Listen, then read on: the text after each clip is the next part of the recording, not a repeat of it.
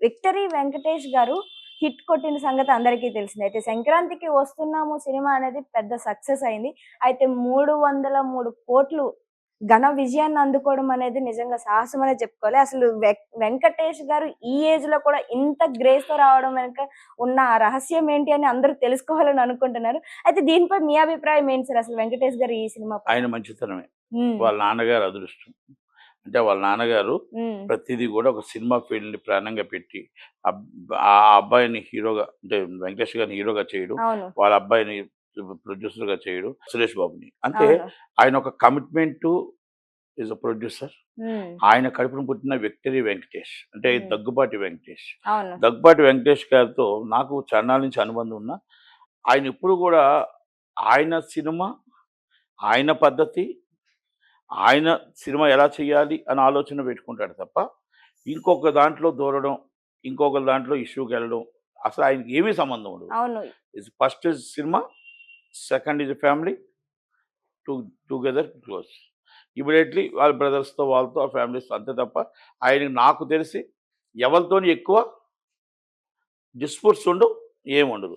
అందుకే నవ్వుతూ బతకాలిరా నాయనా! నవ్వుతూ బతికించాలి అంటాడు కదా! అలాగా ఆయనకి అందుకనేసని ఎంత పెద్దవాడైనా అది ఆ క్రేజ్, ఆ ఆలోచన అందుకని అంటారు మీకు 'ఎఫ్3'లో చూడండి, 'ఎఫ్2'లో చూడండి, మేబీ ఇంతకుముందు బిఫోర్ సినిమాలు చూడండి. ఆయన ఒక కామెడీ చాలా బ్రహ్మాండంగా చేయగలుగుతాడు. హ్మ్. కామెడీ గాని, ఒక ఫ్యామిలీ సెంటిమెంట్ గాని బాగా పండించగలుగుతాడు. మీకు ఇప్పుడు అంటారు 60 దాటిన తర్వాత అదృష్టం కలిసొస్తుంది. 60 దాటిన వాళ్ళకి అదృష్టం కలిసొస్తుంది. బాలయ్య బాబుకి 60 కంటే ముందు ఆయన సినిమాలన్నీ ఆడేవి కావు. 60 దాటిన తర్వాత అన్ని సూపర్ డూపర్ హిట్‌లే. అన్ని 100,00,00,000 దాటిపోతున్నాయి. 150, 200,00,00,000 అవుతున్నాయి. 'అఖండ' అవ్వచ్చు, అవును. ఈ 'సో మెనీ మూవీస్' అవ్వచ్చు. హ్మ్. అలాగే మీకు 'వెంకటేష్' గారు. అలాగే మీకు ప్రతి హీరో గూడా మీకు 'జగపతి బాబు' గారు పెద్ద హీరోగా ఉండేటప్పుడు ఆయన సినిమాలు ఆడేవి కావు. అసలు జనాలొచ్చేవారు కాదు. ఈరోజు విలన్‌గా ఆయన నాకు తెలిసి హీరోగా తీసుకున్న రెమ్యునరేషన్ ఎంతో తెలీదు గానీ, హీరోగా విలన్‌గా టాప్ 1 రెమ్యునరేషన్ తీసుకుంటున్నాడు. అంటే ఇలా మనం 60 దాటిన వాళ్ళందరినీ చూసుకుంటే, ఇప్పుడే హీరోయిన్స్ హ్మ్. వచ్చి అప్పుడు హీరోయిన్స్ వచ్చి ఇప్పుడు ఆ వదిన క్యారెక్టర్‌లు, తల్లి క్యారెక్టర్‌లు చేస్తున్నప్పుడు నంబర్ 1 అవుతున్నారు. వీళ్ళొచ్చి ఇప్పుడు ఇలాగ ఇప్పుడు హీరోలొస్తున్నారు. హ్మ్. కనుక దాంట్లో వెంకటేష్ గారిని మనం అభినందించాలి. మన అనిల్ రావిపూడి గారిని ఎక్స్ట్రార్డినరీ సినిమాని అంటే దాంట్లో వాస్తవంగా చెప్పాలంటే ఒక హ్మ్. సీరియస్ సబ్జెక్ట్ అది. అవును. వాస్తవంగా చెప్పాలంటే ఒక సీరియస్ సబ్జెక్ట్. నాకైతే అది సీరియస్‌గా తీస్తే అది హాఫ్ అన్ అవర్ ఆడదు సినిమా. అది గాని అదే సీరియస్ సబ్జెక్టు అఖిలని కిడ్నాప్ నుంచి విడుదల చేయాలి. అవసరాల శ్రీనివాస్‌ను కిడ్నాప్ చేసి సినిమా అంతా నడిచింది లాస్ట్ దాకా. అదే సీరియస్‌నెస్‌తో మొత్తం సినిమా ఎళ్తే ఒక్క ఒక్క రోజు కూడా ఆడదు సినిమా. అవును. అసల సబ్జెక్టే లేదు సినిమాలో. సబ్జెక్ట్ లేకుండా అక్కడి నుంచి ఢిల్లీ నుంచి ఇక్కడ తీసుకొచ్చాడు, ఇక్కడి నుంచి ఇక్కడ తీసుకొచ్చాడు, ఇక్కడి నుంచి భీమవరం తీసుకొచ్చాడు, భీమవరం నుంచి మళ్ళా హైదరాబాద్ తీసుకెళ్ళాడు, హైదరాబాద్ నుంచి ప్రతి దిక్కున కూడా గ్రూప్ ఆఫ్ కంపెనీస్ అంటే కామెడీ పెట్టాడు. ఇప్పుడు అదే వైడి రాజు డీసీపీగా సిన్సియర్ హానెస్ట్‌గా ఉన్నాడనుకోండి, మరో ఘర్షణ అవుతదేమో. అవును. లేపోతే ఇంకోటి అవ్వచ్చేమో. అక్కడి నుంచి ఇక్కడ తీసుకొచ్చి ఏం చేశాడు, మొత్తం టోటల్‌గా సినిమా ఫ్యామిలీ అందరిని నేనొస్తున్నా, కొడుకొస్తున్నా అందరూ వస్తున్నారు. మళ్ళా కామెడీ ఆర్టిస్టులంతా అక్కడ తయారయ్యారు. అక్కడ ఇంకొక ఇద్దరు కామెడీ ఆర్టిస్టులు జరిగారు. అక్కడ ఇద్దరు కామెడీ ఆర్టిస్టులొచ్చారు. మళ్ళా నరేష్ గారు అవును. ఇంకొకరు.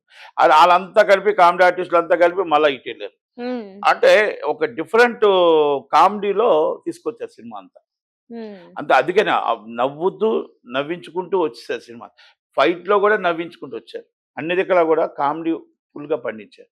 మామూలుగా అయితే అది గాని నిజంగా సబ్జెక్ట్ లేని సినిమా అది. హ్మ్. కానీ జనాలకు కావాల్సింది 2:30 గంటల ఎంటర్‌టైన్‌మెంట్ కాబట్టి, ఆ ఎంటర్‌టైన్‌మెంట్‌లో చక్కగా ఆ ఎంటర్‌టైన్‌మెంట్ చేయించిన వ్యక్తి ఎవరంటే వెంకటేష్ గారు. హ్మ్. సినిమాని వెంకటేష్ గారు నడిపిచ్చారు. ఆ హ్మ్. టీమ్ అంతా ఆయన ముందున ఆయనకు తగ్గట్టు టీమ్ నడిపారు కాబట్టి చాలా చాలా బాగా ఎక్స్ట్రార్డినరీ అమ్మాయి గూడా చాలా ఎక్స్ట్రార్డినరీ యాక్ట్ చేసింది ఎవరు? హ్మ్. అమ్మాయి ఐశ్వర్య రాజేష్. హ్మ్. అవును. చాలా బా యాక్ట్ చేసింది. చాలా బాగా యాక్ట్ చేసింది. ఆ అబ్బాయిది పర్లేదు. అంటే ఏదో పెద్దగా రెండే సీన్‌లు. ఆ సీన్‌లు మామూలుగా టీవీలో మామూలుగా ట్రైలర్‌లో చూసేసిన సీన్‌లుంటే, ఇక మనం థియేటర్‌లో చూడాల్సిన అవసరం లే. హ్మ్. ఆ సీన్లు ఉన్నవే దాంట్లో బయట వదిలేసారు. కానీ చాలా 2 సీన్లు కూడా చాలా బాగా చేశాడు అబ్బాయి. బుల్‌రాజు. ఆ బుల్‌రాజు. యెస్. ఆ! బుల్‌రాజు, చినరాజు అందరూ బాగానే హ్మ్. చేశారు. అదే అంటున్నాను కదా! ఒక కామెడీ తీసుకొచ్చి 300,00,00,000 కలెక్ట్ చేసిందంటే ఇక్కడ 2 సినిమాలు 'గేమ్ చేంజర్' ఫ్లాప్ అవ్వబట్టి. హ్మ్. అంటే 'గేమ్ చేంజర్' ఫ్లాపు అనంటే మంచి ఎవరు వినరు. అవును. కనుక మంచి వినరు కాబట్టి ఇంకా ఆ సినిమా మీకు 'డాకుమారా' సూపర్ హిట్ అంటున్నారు. సూపర్ హిట్ ఏం కాదు. హ్మ్. యావరేజే. టాప్ 1 కలెక్షన్స్ అక్కడున్నాయి. నార్మల్ కలెక్షన్స్ 'డాకుమారా'ది ఉంది. యావరేజ్ కలెక్షన్స్‌లో 'గేమ్ చేంజర్.' హ్మ్. ఒక సీరియస్ యాంగిల్‌లో వెళ్ళడం వల్లే 'గేమ్ చేంజర్' కొంచెం అంటే ఫ్లాప్‌గా జనాలు మిగిలిందనుకోవచ్చా? పండక్కి చూసేటప్పుడు అందరూ ఇల్లింత బాధి చూసేటప్పుడు కామెడీ చూస్తారు. మనం సింగిల్‌గా ఎళ్ళేటప్పుడు సీరియస్ చూస్తాం. హ్మ్. మన ఫ్యామిలీతో ఎళ్ళేటప్పుడు లవ్ సబ్జెక్ట్ చూస్తాం. ఇది డిఫరెంట్ కదా! హ్మ్. దానివల్ల మరి ఆ సినిమా ఆడడం అనేది అదృష్టం.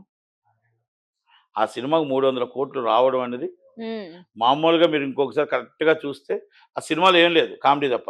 అవును. రీల్ టు రీల్ కామెడీ అంతే. ఆ హ్మ్. కామెడీలో సినిమా అయిపోయింది. 2 గంటల 20 నిమిషాలు సినిమా అయిపోయింది. కనుక అందుకనే వెంకటేష్ గారు ఇప్పుడు కూడా ఆయన ఇంకా ఇప్పుడు 60 దాటిన తర్వాత ఇంకా సూపర్ డూపర్ హిట్లు ఉండాలని, ఉంటాయని కోరుకుందాం. అలాగే హ్మ్. సురేష్ మూవీస్ వాళ్ళు మొత్తం సినిమాలు చేయడం మానేశారు. హ్మ్. ఎందుకంటే ఈ 100,00,00,000, 50,00,00,000లో మన సినిమాలు తీయలేం. మనకెందుకు బయట సినిమాలు తీసుకోవచ్చులే అని చెప్పేసి చేశారు.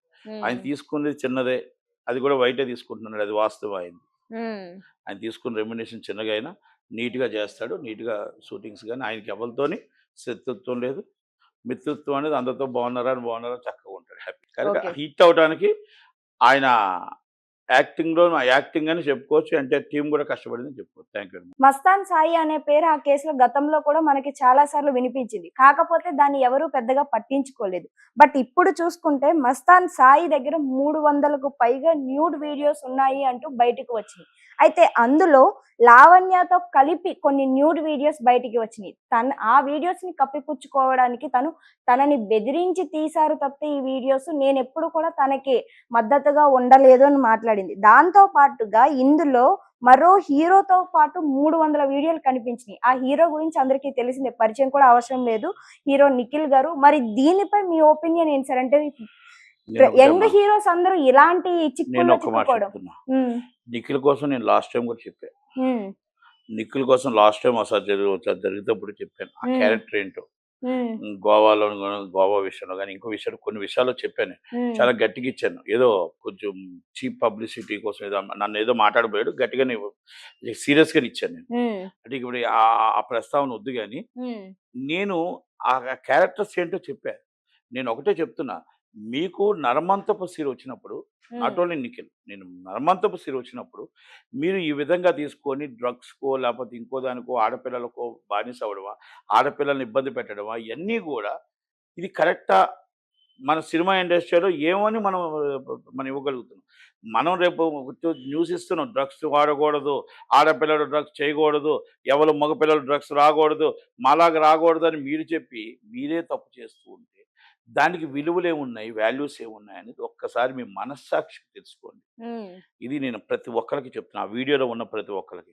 ఇప్పుడు నేనేం చెప్తున్నంటే ఆడపిల్లల మీద కేసులు వస్తూ ఉంటే, ఆడపిల్లల మీద ఇలాంటి వాళ్ళుంటే నమ్మకాలు పోతున్నాయి.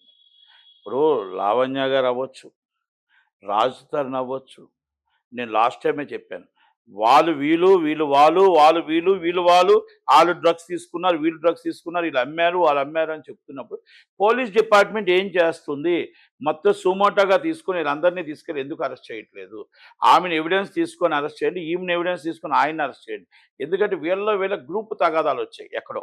ఈ గ్రూప్ తగాదా డ్రగ్గిస్ట్ దాంట్లోనే గొడవలొచ్చాయి. ఈరోజు మొత్తం ఇన్ని వందల వీడియోలు బయటపడ్డాయి. బయటపడ్డాయి నేనేదో మొత్తం టోటల్ వీడియోలో చూస్తున్నాను. అది ఎంత నిజమో ఎంత అవును. అబద్ధమో నాన్సింగ్ పోలీసులు అరెస్ట్ మస్తాన్ సాయి అరెస్ట్ అని కూడా ఇది వస్తుంది చూసా. అంటే నేను ఒకటే చెప్తున్నా. ఈ విషయాల్లో మీరు లావణ్య గారు అవ్వచ్చు, లేకపోతే ఇంకోళ్ళ ఆడపిల్లల మీద వాల్యూలు పోతున్నాయి. మనం రేపు మాట్లాడుతున్నాం. విలువల కోసం మాట్లాడుతున్నాం. మా మా మా సెక్యూరిటీ కోసం మాట్లాడుతున్నారు. ఆడపిల్లల సెక్యూరిటీ కోసం. ఇలాంటి వాళ్ళు ఇలా చేస్తూ ఉంటే ఎలాగవుతుంది చెప్పండి? హ్మ్. How is the possible? మీరు అర్థం చేసుకోండి. మీకు కళమ్మ తల్లి మీకు టాలెంట్ ఉంటే మిమ్మల్ని ఎవరు ఆపలేరు. కళమ్మ తల్లిలో ఎన్నో వందల మంది, వేల మంది వచ్చారు. సినిమా ఇండస్ట్రీకి వచ్చిన వాళ్ళందరూ ఈరోజు ఇండస్ట్రీలో టాప్‌లో ఉన్నారు. మీరు ఎక్కడో మోసపోతున్నారో, లేపోతే మీ స్వార్థం కోసమో, లేపోతే ఇంకొకటో ఎక్కడో గ్రూప్ దేనికి బానిస అవుతున్నారో నాకు తెలియట్లేదు గానీ, ఇలాంటి వాళ్ళని మనం ఎంకరేజ్ చేయకూడదు. ఇలాంటి వాళ్ళని దగ్గరికి రానివ్వకూడదు. మనం పోలీసులు గూడా ఇలాంటి వాళ్ళని చూసి సెక్యూరిటీస్ సుమోటోగా వీళ్ళ మీద కేసులు రిజిస్టర్ చేయాలా. నేను రాజ్ తరుణ్ మీద గూడా చేయమంటున్నా. రాజ్ తరుణ్ అండ్ వీళ్ళ మీద మస్తాన్ సాయి అందరిని తీసుకెళ్ళి లోనయ్యారు. ఎందుకంటే మీరు లాస్ట్ వీడియోస్ చూస్తే మీరు లాస్ట్ టైమ్ కూడా చెప్పా. అవును. ఇప్పుడు రాజ్ తరుణ్ డ్రగ్స్ తీసుకున్నాడు, ఈ అమ్మాయి చెప్తది. ఈ అమ్మాయి డ్రగ్స్ తీసుకుని రాజ్ తరుణ్ చెప్తాడు. ఆళ్ళిద్దరూ తీసుకొని ఇయన్నీ ఏమవుతుందంటే మొత్తం టోటల్‌గా ఎవిడెన్స్ రూపంలో తీసుకొని సుమోటోగా registered his case immediately. Case register చేసేయాలి. అంటే సమాజానికి మనం ఒక కొంతలో కొంతైనా మంచి చేయగలుగుతాం. ఈ చీడ పురుగుని తీసేసి. అంటే నేనేమంటున్నానంటే డ్రగ్స్ అనే మహమ్మారిని తరిమి కొట్టాలి అంటే, గంజాయి అనే మహమ్మారిని తరిమి కొట్టాలంటే, మత్తు నీడ నుంచి బయటికి తరిమియ్యాలి అంటే, ఇలాంటి వాళ్ళ మీద సీరియస్‌గా మన ఉక్కుపాదం మోపకపోతే, మనం సీరియస్ యాక్షన్ తీసుకోకపోతే, రేపు మన పిల్లల్ని ఆడపిల్లల్ని మన ఇంట్లో పిల్లల్ని మన రేపు బానిస బతుకైపోతుంది. కాపాడలేని పరిస్థితి మనం వస్తాం కాబట్టి, అదొక డ్రగ్గిస్ట్ ఏంటంటే మనం బానిస అయిపోతే, ఆ బానిస నుంచి